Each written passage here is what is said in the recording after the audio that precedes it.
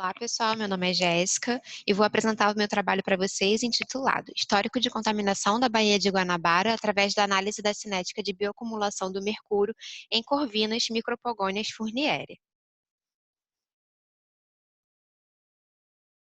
A Baía de Guanabara é um dos corpos hídricos do Rio de Janeiro mais importantes e uma das maiores baías do país. Desde o início da história do Brasil, ela foi um atrativo para povos indígenas a utilizarem os seus recursos porque eram muito ricos naturalmente. E, posteriormente, pelo mesmo motivo, foi alvo da exploração pelos portugueses e europeus no geral. Ela pode ser classificada por alguns atores de acordo com o grau e o tipo de contaminação. E, além disso, já existiram diversos projetos na tentativa de descontaminação e recuperação dessa baía, como, por exemplo, o PDBG e o PSAN. Diversos estudos sobre mercúrios em peixes, desde 1990, por exemplo, existem, mas são retratos de coletas esparsas, individuais, sem ter muita conexão entre si. Os modelos matemáticos que vamos produzir a partir desse trabalho podem auxiliar a entender a taxa de incorporação do mercúrio ao longo dos anos e, com isso, auxiliar de maneira preditiva para os futuros cenários.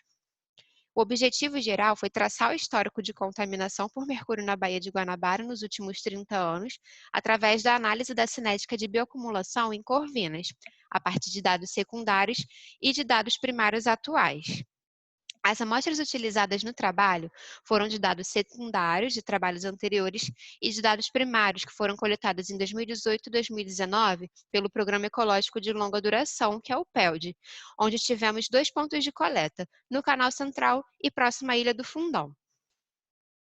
O organismo objeto de estudo é a corvina, que possui hábito alimentar carnívoro e com um nicho ecológico que passa por baías e estuários, onde realiza a desova, onde espécimes mais jovens permanecem por um tempo.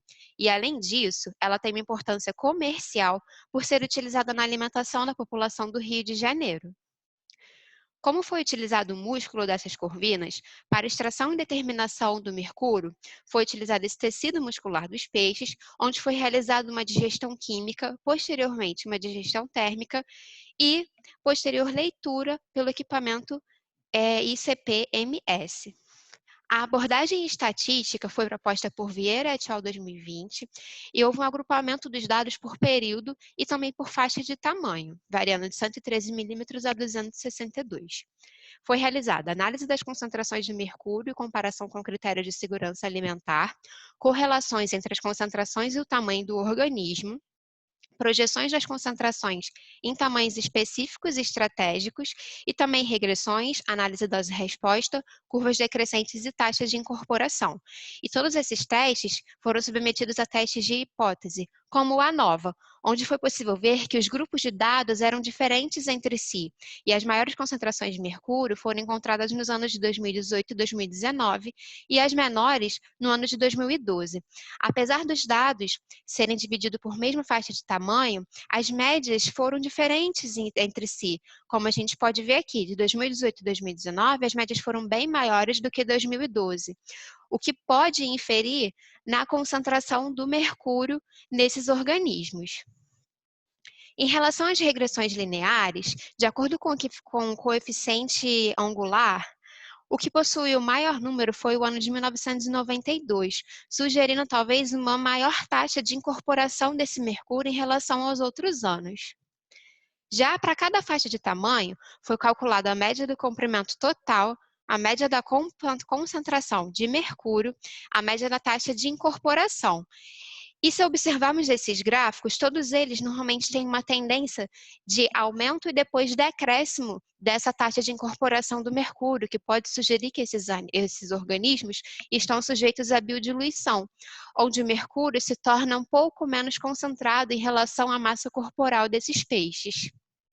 E para os tamanhos estratégicos, os que possuem maior concentração de mercúrio, por exemplo, no tamanho máximo registrado para as espécies, é o de um ano de 2018 e 2019. Comparativamente a 92, ele possui valores muito mais altos.